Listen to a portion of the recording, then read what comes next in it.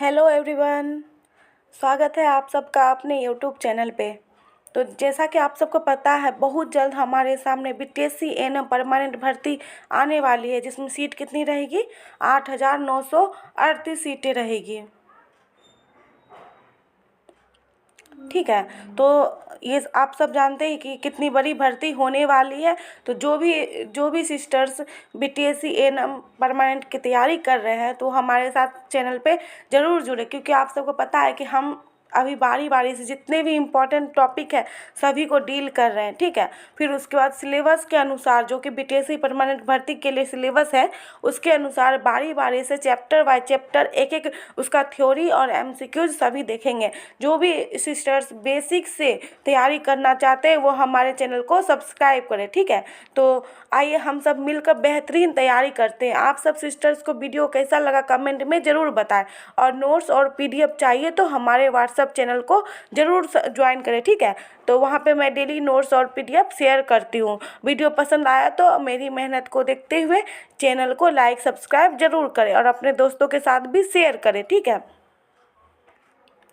देखिए आज का टॉपिक है ना, बहुत इंपॉर्टेंट होने वाला। आप लोग देख ही रहे हैं कौन सा टॉपिक है, तो नॉन कम्युनिकेबल डिजीज़ है। ठीक है, यह टॉपिक से भी 2 से 3 नंबर क्वेश्चन आता ही आता है। जितने भी टॉपिक अभी हम बता रहे हैं ना, सभी टॉपिक से 2 से 3 नंबर क्वेश्चन आता है। ठीक है, तो आप लोग इस टॉपिक को ध्यान से देखें। ठीक है, तो देखिए सबसे पहले हम बात क्या करते हैं। देखिए संविदा एएनएम 5006 वैकेंसी जो आई थी, जिसका डीवी सब कुछ हो गया। ठीक है, ऑब्जेक्शन भी हो गया है, लेकिन अभी तक मेरिट लिस्ट नहीं आया है। तो सभी सिस्टर्स इंतज़ार कर रहे होंगे कि मेरिट लिस्ट कब आएगा। देखिए मेरिट लिस्ट आने की संभावना बहुत जल्द है। ठीक है, आप लोग ज़्यादा वेट मत करिए और जो है ना अपनी आगे की तैयारी स्टार्ट करिए। ठीक है, देखिए अभी स्वास्थ्य विभाग में बहुत सारे काम चल रहे हैं, जैसे कि अभी 22 से 24 सेशन का रिजल्ट आ गया है। ठीक है, तो अभी और भी कुछ ट्रांसफ़र प्रोसेस, जो भी पहले का वैकेंसीज है उस सब का ट्रांसफ़र प्रोसेस चल रहा है। ठीक है, जैसे ही उसका वो प्रोसेस कंप्लीट होगा,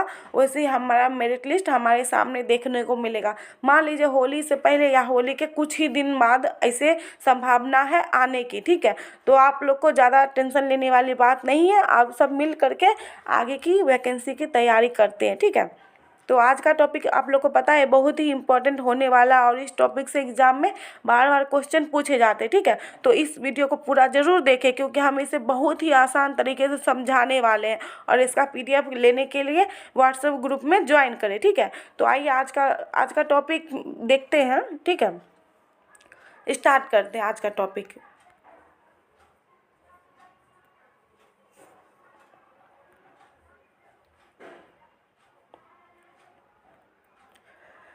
देखिए जो भी एएनएम सिस्टर्स है ना, बीटीएससी एएनएम परमानेंट भर्ती की तैयारी कर रहे हैं ना, हमारे चैनल को ज़रूर सब्सक्राइब करें, ताकि आप तक वीडियो सबसे पहले पहुंच जाए। देखते हैं नॉन कम्युनिकेबल डिजीज किसे कहते हैं। ठीक है, असंक्रामक रोग जिसे कहते हैं। ठीक है, असंक्रामक रोग किसे कहते हैं?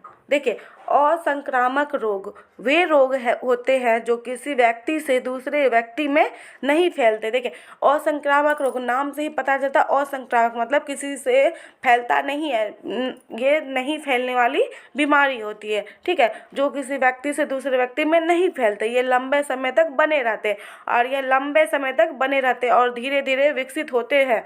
ठीक है, और ये धीरे धीरे विकसित होते हैं। ठीक है, इनका कारण संक्रमण नहीं, बल्कि जीवन शैली, अनुवांशिकता, जीवन शैली यानी कि डेली लाइफ स्टाइल होता है ना, और अनुवांशिकता, पर्यावरणीय प्रभाव या उम्र से संबंधित परिवर्तन होते हैं। तो यह देखिए यह एक व्यक्ति से दूसरे व्यक्ति में नहीं फैलते हैं। इसका कारण क्या होता है? तो जीवन शैली यानी कि मतलब life style, daily life style, या अनुवांशिकता या पर्यावरण है। ठीक है, प्रभाव, एज भी हो सकता है इसका। आगे देखते हैं। ठीक है, मुख्य विशेषता देखिए असंक्रामक रोग की मुख्य विशेषताएं। असंक्रामक रोग की मुख्य विशेषताएं क्या क्या है? देखिए फर्स्ट में है व्यक्ति से व्यक्ति में नहीं फैलते, तो असंक्रामक रोग व्यक्ति से व्यक्ति में नहीं फैलते हैं। ठीक है, सेकंड है दीर्घकालिक और धीरे धीरे विकसित होने वाले होते हैं।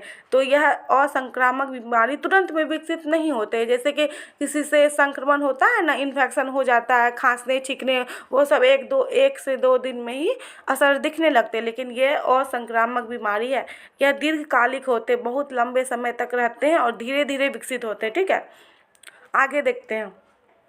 देखिए, उपचार में लंबा समय लगता है। देखिए, ये लंबे समय तक रहते हैं और धीरे धीरे विकसित होते हैं, तो मामूली सी बात है कि उपचार में लंबा समय लगता है। ठीक है, उसके बाद है मृत्यु और विकलांगता का प्रमुख कारण बनते हैं। देखिए, असंक्रामक बीमारी होते हैं ना, ये मृत्यु का और विकलांगता का बहुत बड़ा कारण बन सकता है। ठीक है, आगे देखते हैं।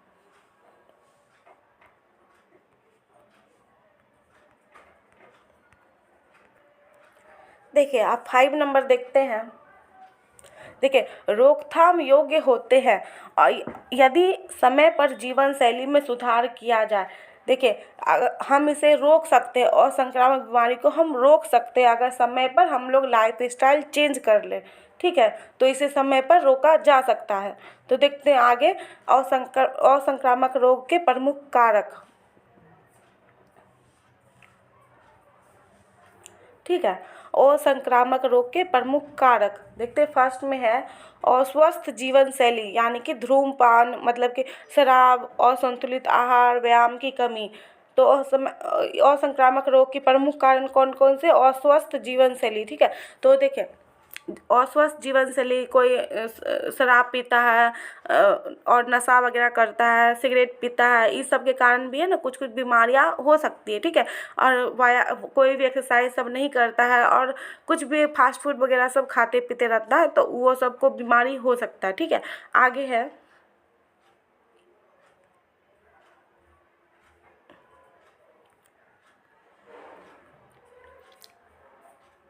देखिए, आगे है आनुवांशिक कारण। आनुवांशिक कारण में क्या होते हैं? परिवार में रोग का इतिहास। देखिए, परिवार में पहले से किसी को, जैसे खासकर देखिए बीपी और डायबिटीज़ वगैरह सब होता है ना, अगर परिवार में किसी को है ना, तो आगे चल के किसी बच्चे को मतलब हो सकता है। तो ये सब है ना आनुवांशिक कारण में आ जाता है, परिवार में रोगों का इतिहास। आगे देखते हैं। देखिए, पर्यावरणीय कारण। पर्यावरणीय कारण में कैसे होता है? प्रदूषण, रासायनिक पदार्थ, जलवायु परिवर्तन। पर्यावरणीय कारण में क्या क्या होता है? आजकल ना पोल्यूशन से भी बहुत को प्रॉब्लम होता है। ठीक है, और रासायनिक पदार्थ जैसे केमिकल वाला प्रोडक्ट यूज करने से, जलवायु में परिवर्तन, कभी ठंड कभी गर्म, ये सब बीमारी हो सकती है। आगे देखते हैं। देखिए, आयु से संबंधित कारण। आयु से संबंधित कारण कैसे होता है? बढ़ती उम्र, हार्मोनल परिवर्तन के कारण भी असंक्रामक बीमारी हो सकती है। ठीक है, इसमें आयु से संबंधित कारण भी बहुत इम्पोर्टेंट है। ठीक है, आगे है। देखिए, मानसिक तनाव और चिंता। देखिए, मानसिक तनाव और चिंता भी बहुत बड़ी कारण हो सकती है। ठीक है, जीवन शैली से संबंधित कारण। आगे है। देखिए, जंक फूड और अधिक वसा युक्त भोजन का सेवन। जंक फूड और अधिक वसा का सेवन। देखिए, जंक फूड सब खाएगा, अधिक वसा युक्त भोजन सब करेगा, तो हार्ट अटैक सब का प्रॉब्लम हो सकता है ना, आप लोग को पता ही है। ठीक है, तो ये भी बहुत बड़ा प्रॉब्लम हो सकता है। शारीरिक निष्क्रियता, यानी कि कोई एक्टिव ना रहे, यानी कि कोई भी एक्सरसाइज सब नहीं करता है, सिर्फ जंक फूड खाता है, मानसिक तनाव, हमेशा डिप्रेशन सब में रहता है, वो सब का क्या होगा? वो सब का बॉडी खराब होगा ही ना। आगे देखते हैं। देखिए, आगे है धूम्रपान और शराब का सेवन। ये भी बहुत बड़ा कारण हुआ। नींद की कमी, कोई रात में देर रात तक मतलब जगता है, उस सबको भी प्रॉब्लम होगा। ठीक है, उसके बाद है मानसिक तनाव। सबसे बड़ा कारण मानसिक तनाव। आजकल तो ये बहुत आम बात हो गया, कोई भी मतलब सबको है ना मानसिक तनाव रहता ही रहता है, किसी भी कारण से, छोटा हो बड़ा हो। ठीक है, उसके बाद आगे देखते हैं। देखिए, उसके बाद है आनुवांशिक कारण। आनुवांशिक कारण में क्या होता है? परिवार में मधुमेह, हृदय रोग या कैंसर का इतिहास। परिवार में किसी को पहले मतलब किसी के पापा को, दादा को मधुमेह, मतलब कि डायबिटीज़ है, या फिर हार्ट संबंधी कोई भी बीमारी है, या फिर कैंसर का इतिहास अगर पहले से है ना, तो उसको भी ये भविष्य में हो सकता है, ठीक है, उसकी संभावना रहती है। आगे जीन में परिवर्तन, जीन में परिवर्तन रहने के कारण भी तो जेनेटिक बीमारी जिसको कहते हैं ना, वो हो जाता है, ठीक है। आगे है माता पिता से बच्चों में रोग की प्रवृत्ति का स्थानांतरण, तो वही हो गया जेनेटिक, माता पिता से बच्चों में रोग प्रवृत्ति का स्थानांतरण, ठीक है। देखिए उसके बाद है पर्यावरणीय कारण। पर्यावरणीय कारण में क्या क्या हो जाएगा, वायु, जल और ध्वनि प्रदूषण। वायु प्रदूषण, जल प्रदूषण, ध्वनि प्रदूषण के कारण भी असंक्रामक बीमारी होते हैं, ठीक है। आगे है रासायनिक पदार्थों का संपर्क, ठीक है, जैसे केमिकल प्रोडक्ट का बहुत यूज कर रहा है ना, तो उससे भी ये हो सकता है। अस्वच्छ वातावरण, देखिए बहुत पोल्यूटेड एरिया रहता है ना, वहाँ पे अगर हम लोग रहते हैं, देखिए हमारा घर कितना भी साफ़ सुथरा रहे, अगर आसपास कचरा सब रहेगा ना, तो हमें वो बीमारी होनी ही होनी है, ठीक है। इसलिए बोला जाता है कि अपने घर के साथ साथ आसपास की भी सफाई ज़रूर करें, ठीक है। देखिए उसके बाद है जलवायु परिवर्तन। जलवायु परिवर्तन में जैसे कि ठंड, अभी ठंड जा रहा, अब गर्मी आएगी, उससे भी प्रॉब्लम होता है। आयु से संबंधित कारण ज़्यादा, मतलब कि 35 से 40 एज के बाद कुछ ना कुछ बीपी बढ़ता है, डायबिटीज़ होता है, हार्ट संबंधी बीमारी कुछ से कुछ होते रहता है, ठीक है। इससे एज का भी बहुत असर पड़ता है। आगे देखते हैं।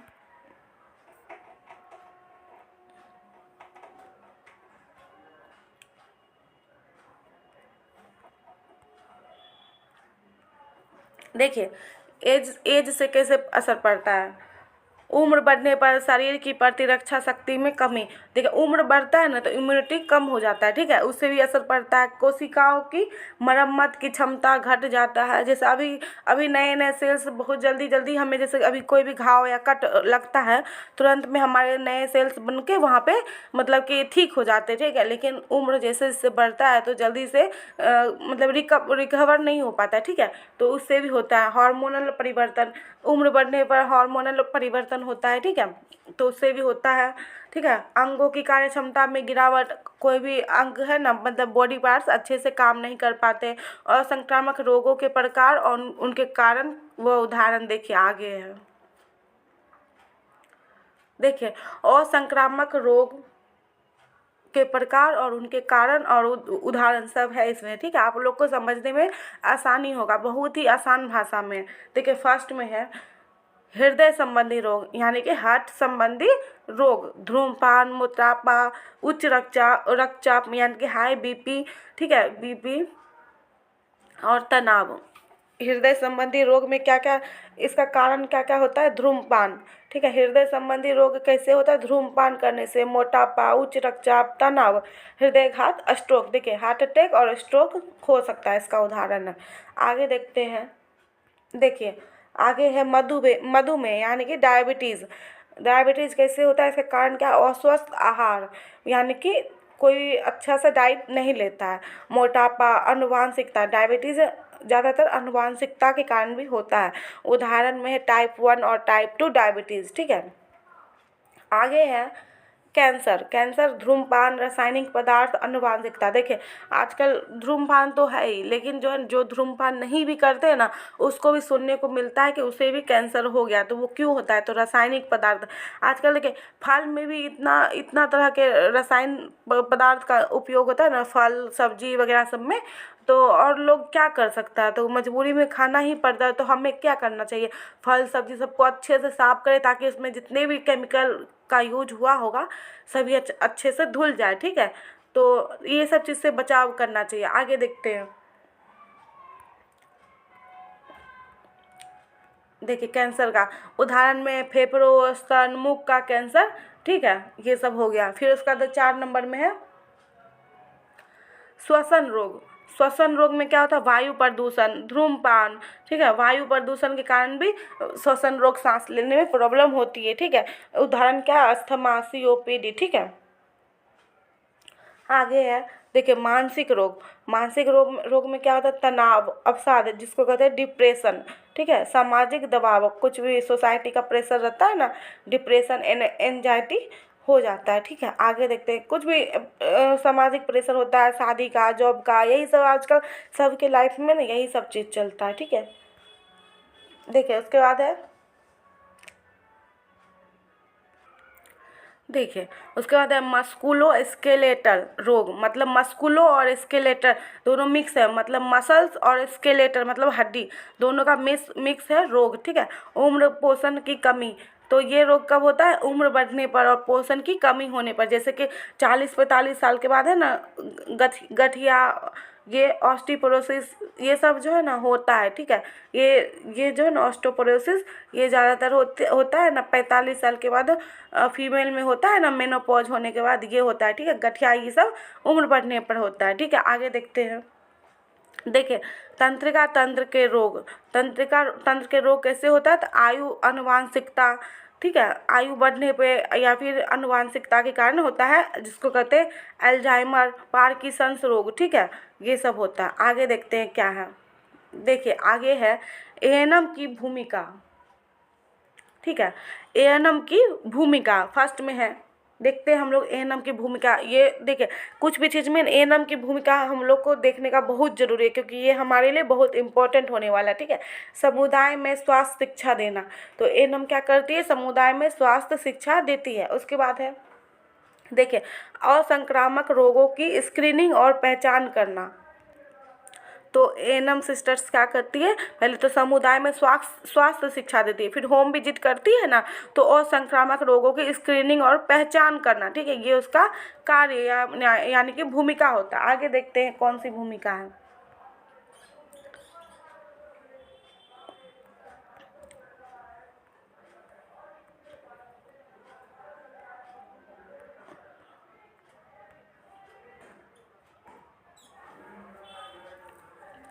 देखिए आगे है जोखिम कारकों की जानकारी देना, तो जोखिम जो भी मतलब होता है ना रेफर करने वाला काम, वो सब होता है कि जोखिम कारकों की जानकारी देना। उसके बाद है रोगियों को उचित स्वास्थ्य केंद्र तक रेफर करना, तो जैसा बीमारी रहेगा तो उसके हिसाब से उसे रेफर करना, ठीक है, रोगियों को उचित स्वास्थ्य केंद्र पर रेफर करना। उसके बाद देखिए जीवन शैली सुधार के लिए परामर्श देना, जैसे कि जो भी बीमारी जीवन शैली सुधार करके ठीक की जा सकती है तो उसे परामर्श देना, ठीक है। जैसे कि मोटापा, अगर किसी को मोटापा है तो बोलेंगे जंक फूड नहीं खाने के लिए और एक्सरसाइज करने के लिए, वो ठीक हो सकता है।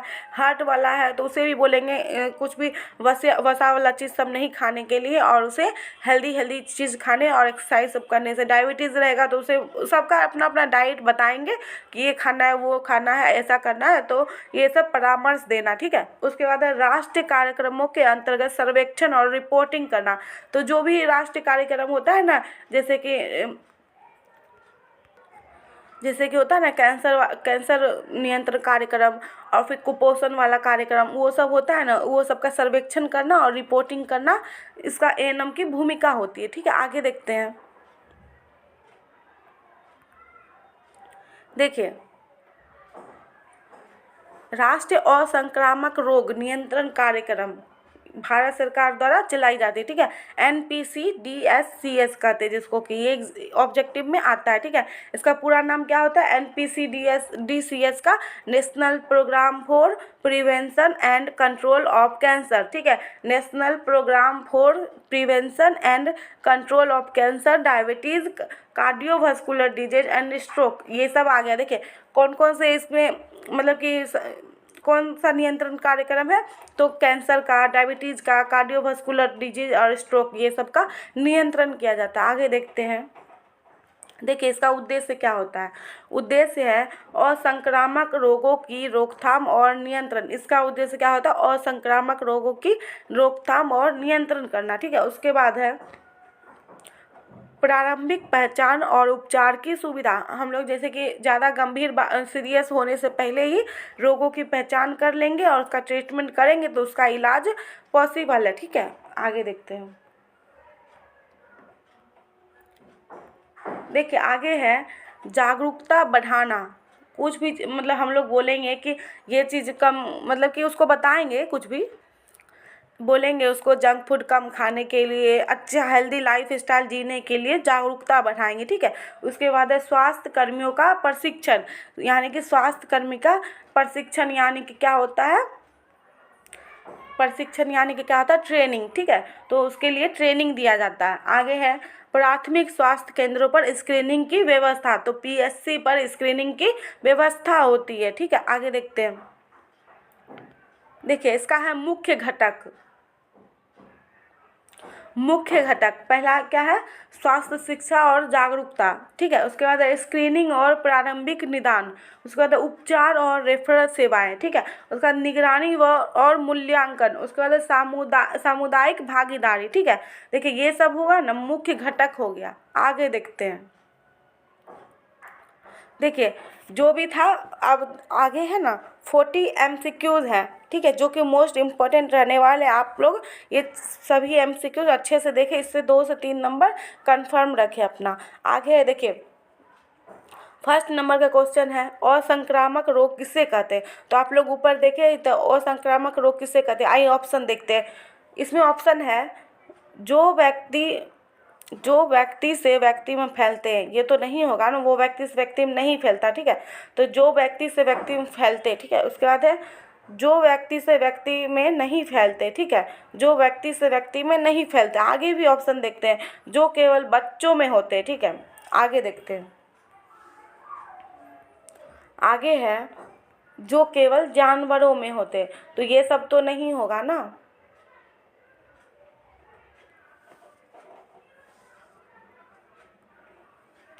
देखिए असंक्रामक रोग किसे कहते हैं, जो व्यक्ति से व्यक्ति में नहीं फैलते उसे असंक्रामक रोग कहते हैं। ठीक है, आगे देखते हैं।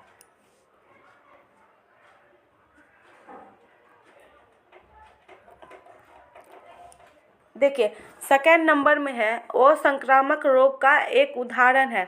तो असंक्रामक रोग का एक उदाहरण कौन सा है, तो फर्स्ट में है मलेरिया, फिर है डेंगू, उसके बाद मधुमेह, उसके बाद है टाइफाइड। ठीक है, देखिए असंक्रामक रोग का उदाहरण, मलेरिया भी फैलता है। ठीक है, ठीक है, उसके बाद डेंगू फैलने वाला चीज़ है, टाइफाइड भी फैलने वाला चीज़ है, लेकिन मधुमेह ये फैलने वाला चीज़ नहीं है। ये जेनेटिक हो सकता है या फिर लाइफ स्टाइल के कारण होता है। ठीक है, आगे देखते हैं। देखिए थर्ड नंबर है NPCDS का पूर्ण नाम क्या है। तो हम लोग देखे थे क्या होता है। आइए ऑप्शन देखते हैं। National programme for control of disease, ये तो नहीं होगा। ठीक है, आगे है national programme for prevention and control of cancer, diabetes, cardiovascular disease and stroke. इसका सही आंसर ये हो जाएगा, पर आगे भी हम लोग ऑप्शन देखते हैं। ठीक है, देखिए उसके बाद है नेशनल प्रोग्राम फॉर, आगे है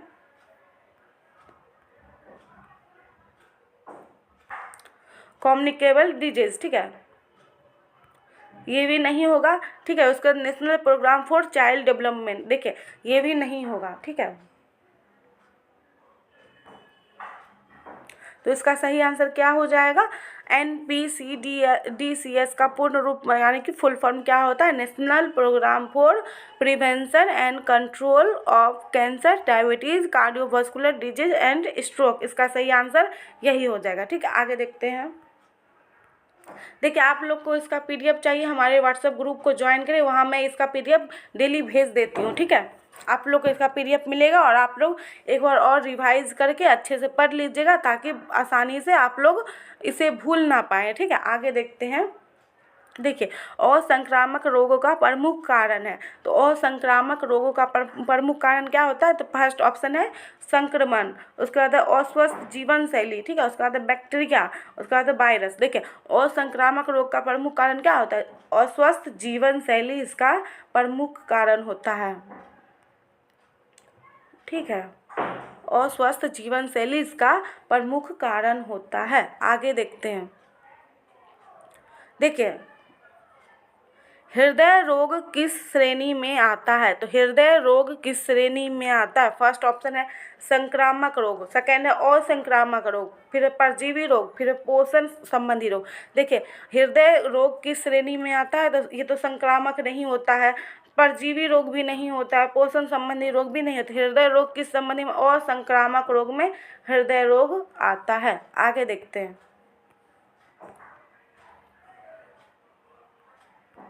देखिए 6 नंबर का क्वेश्चन है हमारा, मधुमेह का मुख्य कारण है।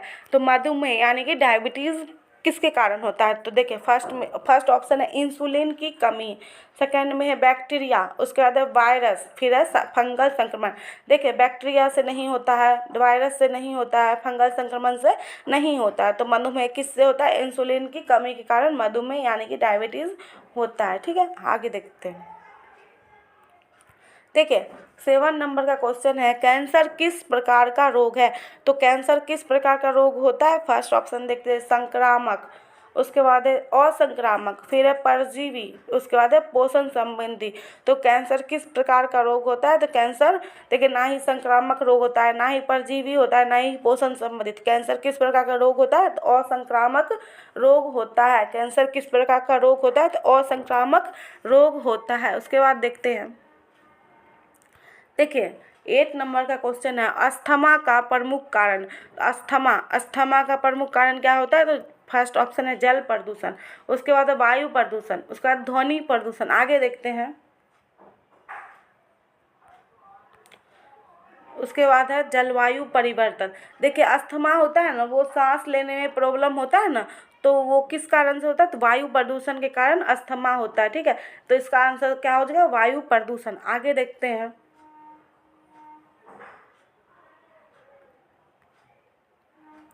देखिए 9 नंबर का क्वेश्चन है हमारा, NPCDCS कार्यक्रम कब शुरू किया गया? तो ये याद रखिएगा। ठीक है, NPCDCS कार्यक्रम कब शुरू किया गया? तो फर्स्ट ऑप्शन है 2005 में, सेकेंड 2010 से 11 में, फिर 2015 में, फिर 2000 में।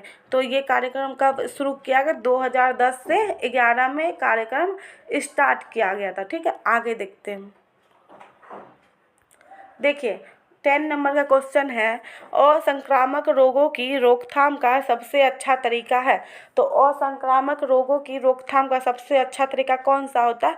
फर्स्ट ऑप्शन दवा लेना, ठीक है, उसके बाद है स्वस्थ जीवन शैली अपनाना, फिर है अस्पताल में भर्ती होना, टीका लगवाना। देखिए और संक्रामक, देखिए टीका कब लगाते हैं? संक्रामक बीमारी से बचने के लिए टीका लगाते हैं। ठीक है, फिर अस्पताल में भर्ती होना, ये भी उसका सही आंसर नहीं होगा। दवा लेना वो बाद में ले सकते हैं, लेकिन सबसे पहले क्या होता है? स्वस्थ जीवन शैली अपनाना। स्वस्थ जीवन शैली यानी कि लाइफ स्टाइल चेंज अच्छा करेंगे ना, अच्छा खाएंगे, अच्छा एक्सरसाइज करेंगे, वो सब हो गया। ठीक है, तो हम असंक्रामक बीमारी से बच सकते हैं। आगे देखते हैं, देखिए 11 नंबर का क्वेश्चन है, धूम्रपान से कौन सा रोग होता है? धूम्रपान यानी कि स्मोकिंग से कौन सा रोग होता है? फर्स्ट में मलेरिया, ये तो नहीं होगा। ठीक है, आगे देखते हैं ऑप्शन, देखिए उसके बाद है फेफड़ों का कैंसर। ठीक है, आगे देखते हैं टाइफाइड, फिर है डेंगू। देखिए धूम्रपान से ये सब तो नहीं होता, ना ही डेंगू ना ही टाइफाइड, वो आगे वो भी जो भी था। ठीक है, उसके बाद देखें धूम्रपान से क्या होता है? फेफड़ों का कैंसर यानी कि लंग कैंसर। धूम्रपान स्मोकिंग से हमेशा आप लोग प्रचार सब भी देखते होंगे टीवी सब में, फेफड़ों का कैंसर होता है धूम्रपान से। ठीक है, आगे देखते हैं, देखिए 12 नंबर का क्वेश्चन है, उच्च रक्तचाप किस प्रकार का रोग है? उच्च रक्तचाप यानी कि हाई ब्लड प्रेशर। ठीक है, किस प्रकार का रोग है? फर्स्ट में देखते हैं असंक्रामक, मतलब सॉरी संक्रामक। ठीक है, सेकंड में असंक्रामक, थर्ड में परजीवी और फोर्थ में है पोषण संबंधी। देखिए उच्च रक्तचाप कौन सा बीमारी है? ये संक्रामक भी नहीं है, परजीवी भी नहीं है, पोषण संबंधी। देखिए यह है असंक्रामक बीमारी। ठीक है, उच्च रक्तचाप असंक्रामक रोग होता है। ठीक है, आगे देखते हैं, देखिए 13 नंबर का क्वेश्चन है, असंक्रामक रोग की पहचान कौन करता है? तो असंक्रामक रोग की पहचान कौन करता है? आइए देखते हैं, फर्स्ट में है केवल डॉक्टर। ठीक है, फिर उसका बाद एएनएम और आशा, फिर केवल नर्स, केवल मरीज। देखिए केवल मरीज तो इसमें तो होगा ही नहीं, केवल नर्स भी नहीं होगा, केवल डॉक्टर, सिर्फ डॉक्टर ही तो नहीं करते हैं ना। तो एएनएम और आशा दोनों होम विजिट कर करके और संक्रामक रोगों की पहचान करती है। ठीक है, जो स्क्रीनिंग और पहचान करती है। ठीक है, आगे देखते हैं, देखिए 14 नंबर का क्वेश्चन है, NPCDCS का मुख्य उद्देश्य। ठीक है, ये कार्यक्रम होता है ना जिसमें ये देखिए कैंसर, डायबिटीज़ और स्ट्रोक सब, हार्ट डिजीज सब का मतलब नियंत्रण कार्यक्रम चलता है, ठीक है। तो इसका मुख्य उद्देश्य क्या होता है, तो ऑप्शन में है संक्रामक रोगों का नियंत्रण, सेकंड में असंक्रामक रोगों की रोकथाम और नियंत्रण करना, ठीक है। उसके बाद बच्चों का टीकाकरण, उसके बाद है मातृ मृत्यु दर कम करना। देखिए इसका मुख्य NPCDCS का मुख्य उद्देश्य क्या होता है, असंक्रामक रोगों की रोकथाम और नियंत्रण करना, ठीक है। ये वाला ये याद रखेगा, बहुत ही VVI, ठीक है, एग्जाम में आएगा। आगे देखते हैं। देखिए 15 नंबर का क्वेश्चन है, मोटापा किस रोग का कारण बनता है। तो मोटापा किस रोग का कारण बनता है, फर्स्ट में मलेरिया, सेकेंड में मधुमेह और हृदय रोग, ठीक है। उसके बाद डेंगू, फिर फोर्थ नंबर में है टाइफाइड। तो मोटापा किस रोग का कारण बनता है, तो मोटापा किस रोग का कारण बनता है, जैसे मोटापा से कौन कौन सा रोग हो सकता है, मधुमेह यानी डायबिटीज़ और हृदय रोग, ठीक है। इसमें BP भी आप शामिल कर लीजिए, मतलब ये सब लाइफ स्टाइल चेंज के कारण ही मोटापा होता है, और उसके कारण क्या क्या होता है, मधुमेह, हृदय रोग, ये सब होता है। आगे देखते हैं। देखिए 16 नंबर का क्वेश्चन है, असंक्रामक रोगों का एक पर्यावरणीय कारण, असंक्रामक रोगों का एक पर्यावरणीय कारण, यानी कि पर्यावरण से असंक्रामक रोग कौन कौन सा होता है, ठीक है। देखिए प्रदूषण, उसके बाद है संक्रमण, आगे देखते हैं। उसके बाद बैक्टीरिया और वायरस। देखिए पर्यावरण का कौन सा कारण होता है, तो प्रदूषण, प्रदूषण के कारण होता है ना, असंक्रामक रोग होता है, ठीक है। आगे देखते हैं। देखिए 17 नंबर का क्वेश्चन है, कैंसर का प्रमुख कारण है। तो कैंसर का प्रमुख कारण कौन सा है, फर्स्ट में धूम्रपान, सेकेंड में मच्छर, ठीक है। उसके बाद बैक्टीरिया, फोर्थ में है फंगस। देखिए कैंसर का फंगस के कारण नहीं होता है, बैक्टीरिया के कारण नहीं होता है, मच्छर के कारण नहीं होता है। तो कैंसर किसके कारण होता है, स्मोकिंग करने से, ठीक है, धूम्रपान से कैंसर होता है। आगे देखते हैं। देखिए 18 नंबर का क्वेश्चन है, असंक्रामक रोगों की रोकथाम में सहायक है। तो असंक्रामक रोगों की रोकथाम कैसे कर सकते हैं, तो फर्स्ट में नियमित व्यायाम, ठीक है। उसके बाद सेकेंड है धूम्रपान, उसके बाद C नंबर है शराब सेवन, उसके बाद जंक फूड। देखिए ये तीनों ही क्या है, ये तीनों है बहुत ही खतरनाक लाइफ स्टाइल, ठीक है, जिसके कारण कैंसर, डायबिटीज़, ठीक है, कैंसर, डायबिटीज़, स्ट्रोक, ये सब होता है, ठीक है। तो ये सब ये पूछ रहा है, रोकथाम में सहायक पूछ रहा है, तो नियमित व्यायाम यानी कि रेगुलर एक्सरसाइज करने से हम लोग इसे रोक सकते हैं, ठीक है। आगे देखते हैं। देखिए आगे है 19 नंबर का क्वेश्चन है, NPCDCS के अंतर्गत कौन कौन से रोग आते हैं। तो इसके अंतर्गत कौन कौन से रोग आते हैं, मलेरिया, डेंगू ये तो नहीं आएंगे, ठीक है, टाइफाइड, हैजा ये भी नहीं आएंगे, पोलियो, खसरा ये सब संक्रामक रोग है। लेकिन कैंसर, मधुमेह, हृदय रोग, स्ट्रोक ये सब असंक्रामक रोग है, तो इसके अंतर्गत यही सब आएंगे, ठीक है। आगे देखते हैं। देखिए 20 नंबर का क्वेश्चन है, असंक्रामक रोगों की स्क्रीनिंग कहाँ की जाती है। तो असंक्रामक रोगों की स्क्रीनिंग कहाँ की जाती है। देखिए हम लोग थ्योरी में पढ़े थे, PSC में असंक्रामक रोगों के स्क्रीनिंग का मतलब कि जो भी होता है वो सब था, ठीक है। आगे देखते हैं ऑप्शन, स्कूलों में तो नहीं होती है, ठीक है, घरों में भी नहीं होती है, बाजार में, ये सब क्या ऑप्शन है, तो प्राथमिक स्वास्थ्य केंद्र यानी कि PSC में असंक्रामक रोगों की स्क्रीनिंग की जाती है। आगे देखते हैं। देखिए 21 नंबर का क्वेश्चन है, असंक्रामक रोगों का आनुवांशिक कारण है। तो असंक्रामक रोगों का आनुवांशिक कारण कौन सा है, आई ऑप्शन देखते हैं, परिवार में रोग का इतिहास, ठीक है, ये हो सकता है। आगे देखते हैं। देखिए उसके बाद है संक्रमण, आनुवांशिक कारण पूछा है, संक्रमण तो नहीं होगा, प्रदूषण ये भी नहीं होगा, तनाव। देखिए आनुवांशिक कारण में क्या हो जाएगा, परिवार में रोगों का इतिहास रहता है, इसी को ना आनुवांशिक कहते हैं, तो यही हो जाएगा इसका सही आंसर, परिवार में रोगों का इतिहास। आगे देखते हैं। देखिए 22 नंबर का क्वेश्चन है, असंक्रामक रोगों की अवधि होती है। तो असंक्रामक रोगों की अवधि कितनी होती है, तो अल्पकालिक नहीं होती है, ठीक है, तीव्र भी नहीं होती, और अस्थायी भी नहीं होती। देखिए असंक्रामक रोगों की अवधि है ना, दीर्घकालिक होती है, ठीक है, लंबे समय तक रहती है। और बहुत धीरे धीरे होता है। ठीक है, आगे देखते हैं।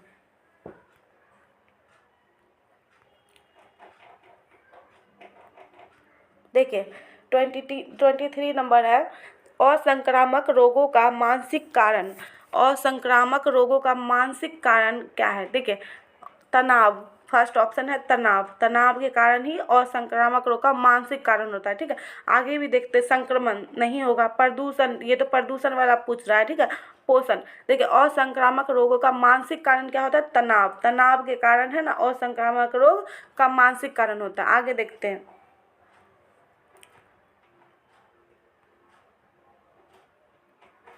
देखिए 24 नंबर का क्वेश्चन है, NPCDCS के अंतर्गत प्रशिक्षण दिया जाता है। तो देखिए NPCDCS कार्यक्रम के अंतर्गत किसे ट्रेनिंग दी जाती है? किसानों को तो नहीं दी जाएगी ना, फिर उसके छात्रों को भी नहीं दी जाएगी, सैनिकों को, देखिए स्वास्थ्य कर्मियों को ही ना इसकी मतलब ट्रेनिंग दी जाती है। ठीक है, आगे देखते हैं।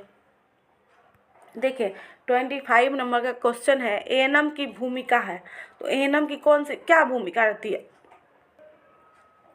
तो एएनएम की क्या भूमिका रहती है? फर्स्ट ऑप्शन है दवा बनाना।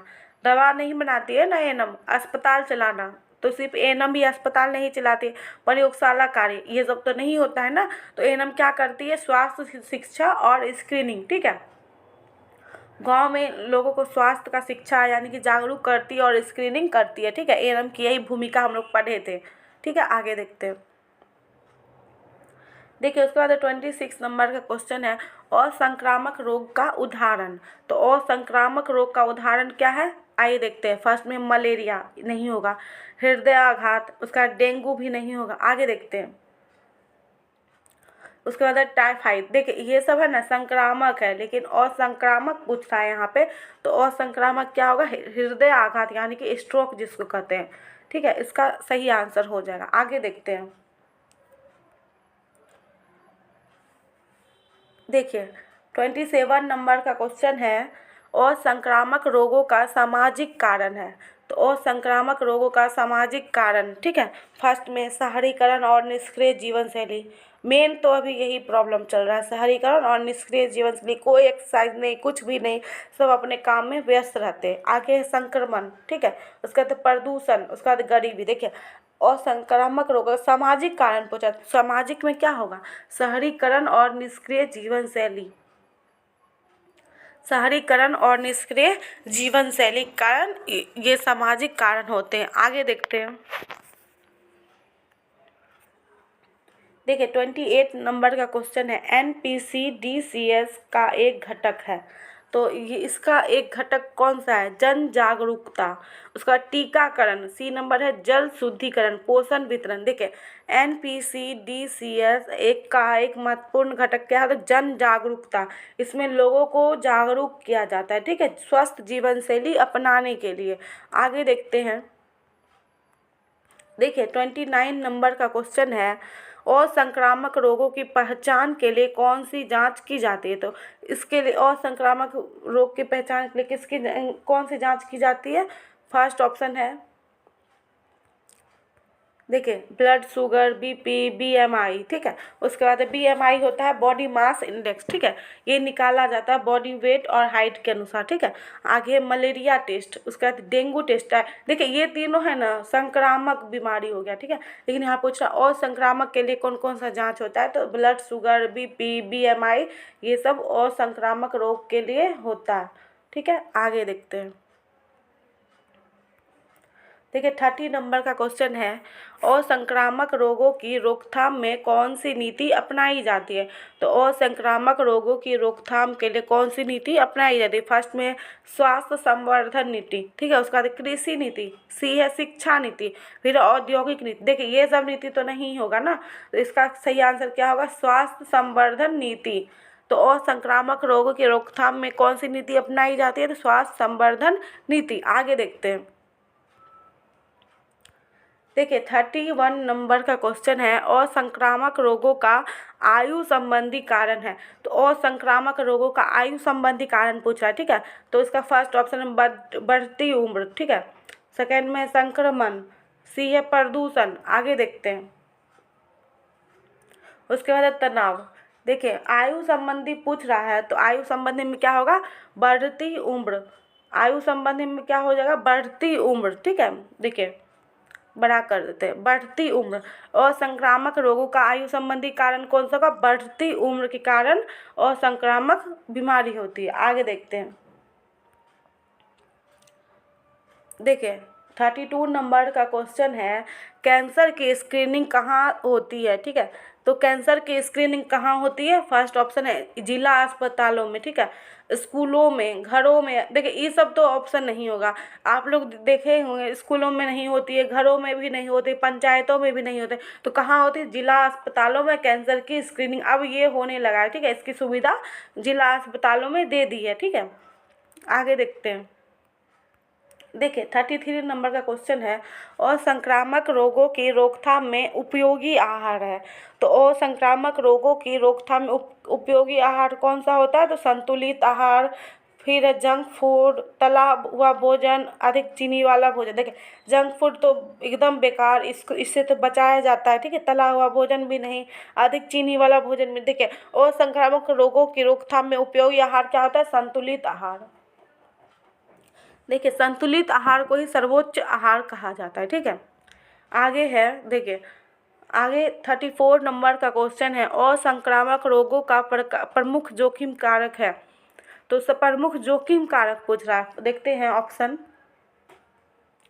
देखिए ऑप्शन है धूम्रपान। ठीक है, उसके बाद स्वच्छता, व्यायाम, संतुलित। देखिए स्वच्छता भी रहने से अच्छा बात है, व्यायाम करने से और संक्रमण रोगों से बच सकते हैं, और संतुलित आहार लेंगे तो कुछ नहीं होगा। ठीक है, लेकिन धूम्रपान है ना प्रमुख कारण हो गया। ठीक है, इसका सही आंसर हो जाएगा धूम्रपान। ठीक है, आगे देखते हैं, देखिए 35 नंबर का क्वेश्चन है, NPCDCS के अंतर्गत दी जाने वाली सेवा है। तो इसके अंतर्गत कौन सी सेवा दी जाती है, तो निःशुल्क जांच और उपचार, उसके बाद है मुफ्त शिक्षा, मुफ्त आवास, मुफ्त परिवहन। देखिए मुफ्त शिक्षा, मुफ्त आवास, मुफ्त परिवहन से इससे कोई रिलेशन नहीं है, लेकिन NPCDCS के अंतर्गत कौन सी सेवा दी जाती, निःशुल्क जाँच और उपचार। ठीक है, तो निःशुल्क जांच और उपचार की सेवा दी जाती है। आगे देखते हैं, देखिए 36 नंबर का क्वेश्चन है, असंक्रामक रोगों की रोकथाम में आवश्यक गतिविधि है। तो असंक्रामक रोगों की रोकथाम में आवश्यक गतिविधि कौन सी होती है, फर्स्ट में नियमित स्वास्थ्य जांच। ठीक है, उसके बाद है धूम्रपान, सी नंबर है शराब सेवन। आप लोग ऑप्शन देख के ये अंदाज़ा लगा लिए होंगे कौन सा आंसर होगा। फिर है देखिए जंक फूड, ये सब तो नहीं होगा ना, तो इसका सही आंसर क्या हो जाएगा, देखिए असंक्रामक रोगों की रोकथाम में आवश्यक गतिविधि क्या होती है, नियमित स्वास्थ्य जांच। ठीक है, इसका सही आंसर हो जाएगा नियमित स्वास्थ्य जांच। आगे देखते हैं, देखिए 37 नंबर का क्वेश्चन है, असंक्रामक रोगों का मानसिक प्रभाव है।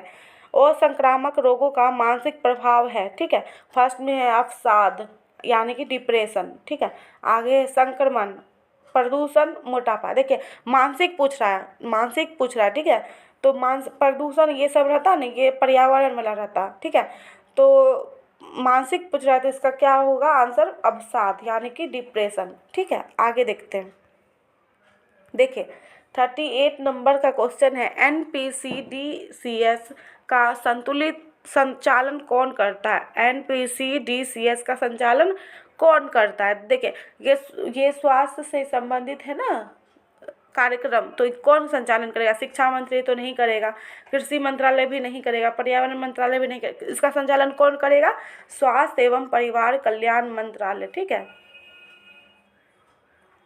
तो इसका आंसर क्या हो जाएगा, स्वास्थ्य एवं परिवार कल्याण मंत्रालय। आगे देखते हैं, देखिए 39 नंबर का क्वेश्चन है, असंक्रामक रोगों की रोकथाम में सहयोग करने वाली संस्थान। तो असंक्रामक रोगों की रोकथाम में सहयोग करने वाली संस्थान कौन सी होती है, फर्स्ट ऑप्शन है WHO। ठीक है, उसके बाद देखते हैं,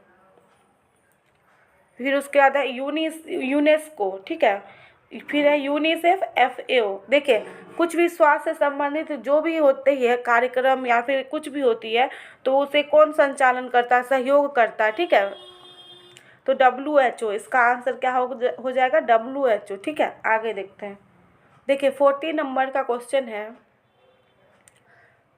असंक्रामक रोगों की रोकथाम का मूल मंत्र है। तो असंक्रामक रोगों की रोकथाम का मूल मंत्र क्या होता है? फर्स्ट में है स्वस्थ जीवन शैली और जागरूकता, सेकंड है दवा सेवन, अस्पताल में भर्ती, ठीक है, टीकाकरण। देखिए ये सब है ना मूल मंत्र नहीं होता, लेकिन स्वस्थ जीवन शैली और जागरूकता, ठीक है, स्वस्थ जीवन शैली और जागरूकता ही असंक्रामक रोगों की रोकथाम का मूल मंत्र होता है। आप लोग याद रखिएगा, ठीक है। आगे देखते हैं, देखिए पिक्चर्स है, ये ब्लड वेसल सब है ना, कैसे यहाँ पे प्लेग क्यों जमा हो जाता है, ठीक है, जिसके कारण स्ट्रोक सब होता है, ठीक है, यही सब पिक्चर्स है। देखिए ये डायबिटीज़ है ना,